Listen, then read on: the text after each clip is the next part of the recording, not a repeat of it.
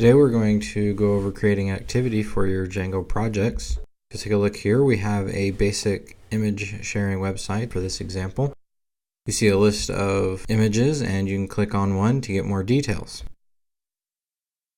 First thing that we need to do to get started in creating an activity feed is we need to install a Django package called EventLog by Eldarian. And we just do that with a pip install EventLog. And then we follow that up by editing our settings file and adding EventLog to our installed apps.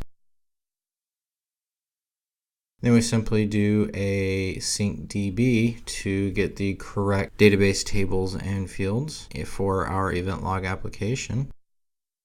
And then with that, we're actually ready to get started.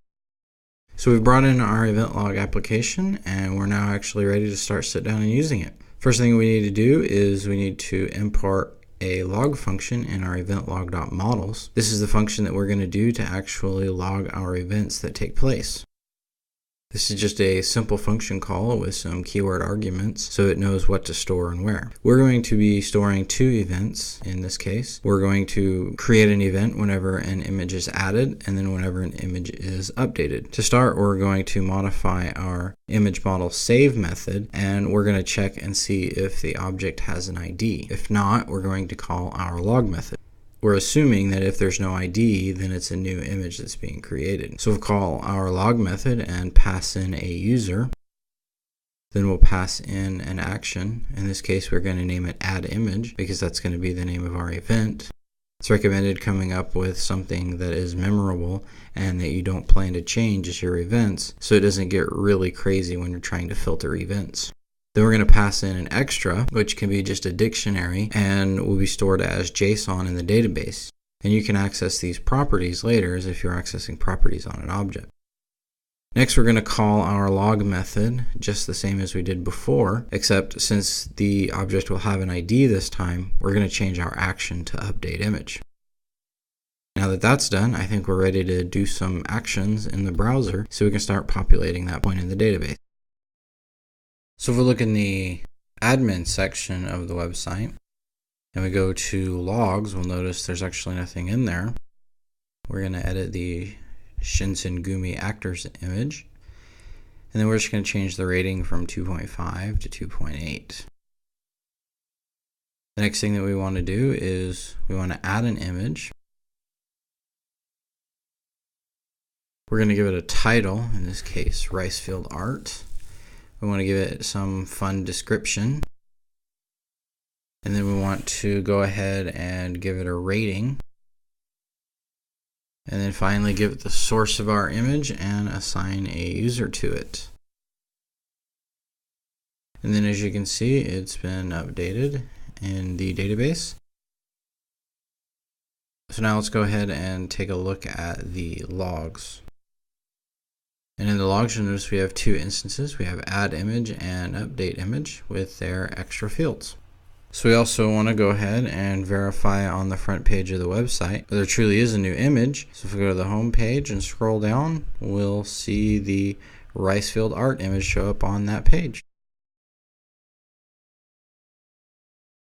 Now that we have activity data in our database, we actually want to go ahead and put that on our home page in a mini activity feed. Since we're using class-based views, this is actually a fairly simple exercise. We'll just create an activity mix-in. It's real simple. We just create an activity mix-in class. We'll give it a function called getContextData. We'll call its parent getContextData function.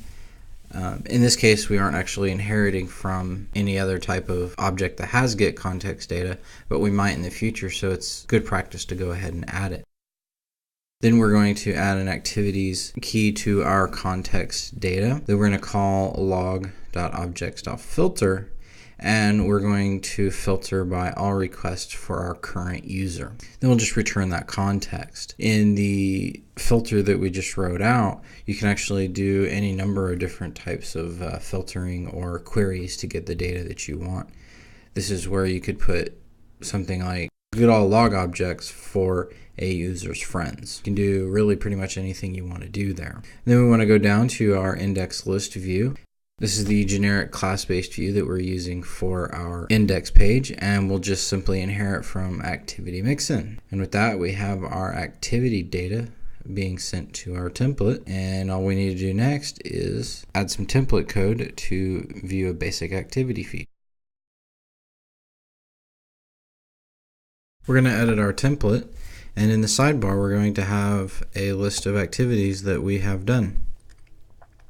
Since we have activities in our being sent to our template, all we need to do is loop through each of those activities, and for each activity we're going to output specific data. We're going to call activity.timestamp, activity.action, and then in the extra we're going to do activity.extra.title so that we can get the title of the image that we have done something with. Since that's done, let's go ahead and take a look at this in our browser. And once we do a refresh, you can see we have each of the pieces of information listed in our sidebar. And with that, you're able to create an activity feed on your website fairly simply.